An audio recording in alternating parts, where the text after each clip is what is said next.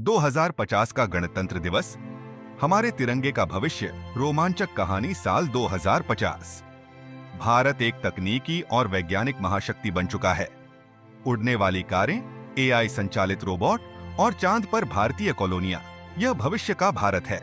लेकिन देश की आत्मा, तिरंगा और गणतंत्र दिवस की गरिमा अभी भी वही है। हर साल 26 जनवरी को तिरंगे के नीचे भारत के गौरव को सलामी दी जाती है।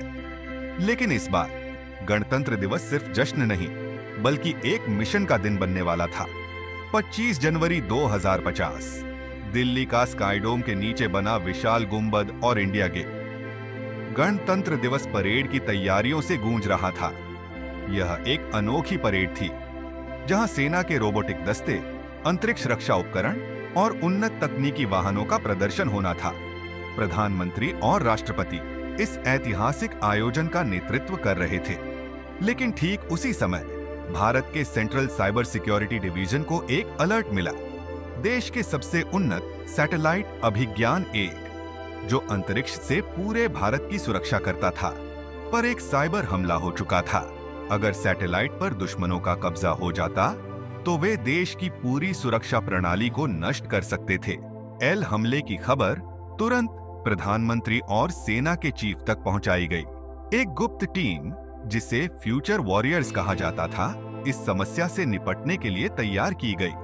टीम का नेतृत्व करता था कैप्टन आर्यन, एक प्रतिभाशाली युवा सैनिक, जो न केवल लड़ाई में माहिर था, बल्कि एआई और साइबर वॉरफेयर का विशेषज्ञ भी था। आर्यन को पता चला कि दुश्मन ब्लैक वाइपर नाम का एक खतरनाक साइबर आतंकवादी समूह सैटेलाइट को हैक करने के लिए चांद पर स्थित एक गुप्त बेस का उपयोग कर रहा है। उनका मकसद था सैटेलाइट से देश के महत्वपूर्ण शहरों पर लेजर हथियारों का हमला करना। 26 जनवरी की सुबह, जब पूरी दुनिया भारत की परेड देख रही थी, आर्यन और उनकी टीम एक विशेष अंतरिक्ष यान वज्र 2050 में चांद की ओर रवाना हुई। उनके पास सिर्फ 6 घंटे थे, क्योंकि दुश्मन का प्लान परेड के खत्म होते ही सैटेलाइट को हथियार के रूप में इस्तेमाल करने का था। चांद पर पहुंचते ही टीम को दुश्मनों के बेस का पता चला। बेस को हाईटेक ड्रोन और लेजर डिफेंस सिस्टम से सुरक्षित किया गया था। आर्यन ने अपने साथियों के साथ योजना बनाई। भारतीय नौजवान सैनिकों की टीम ने दुश्मन के बेस में घुसपैठ की। आर्यन ने एआई हैकिंग डिवाइस का उपयोग करते हुए दुश्मनों के कंप्यूटर सिस्टम को निष्क्रिय कर दिया। लेकिन तभी ब्लैक वाइपर का मास्टरमाइंड, एक साइबर योद्धा जिसका नाम शैडो था, सामने आया। उसने आर्यन को चुनौती दी कि अगर वह उसे हरा सके तो वह सैटेलाइट छोड़ देगा।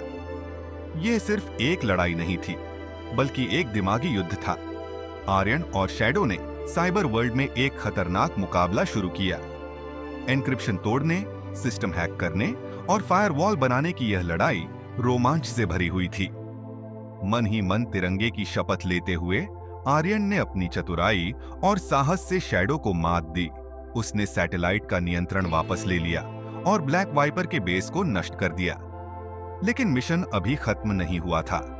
सैटेलाइट को पुनः सेट करने के लिए आर्यन को खुद उसे मैन्युअली एक्टिवेट करना था।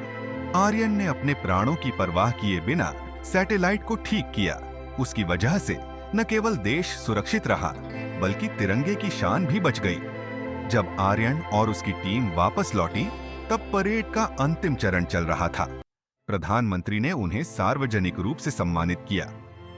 आर्यन ने तिरंगे को सलामी देते हुए कहा, यह झंडा सिर्फ कपड़ा नहीं, बल्कि भारत देश की और हमारी आत्मा है। इसे झुकने नहीं देंगे, चाहे कुछ भी हो जाए। जय हिंद, जय भारत। दोस्तों, यदि यह कहानी रोमांचक लगी है तो लाइक करें और कमेंट में अपनी राय दें और इस वीडियो को अपने दोस्तों के साथ शेयर करें।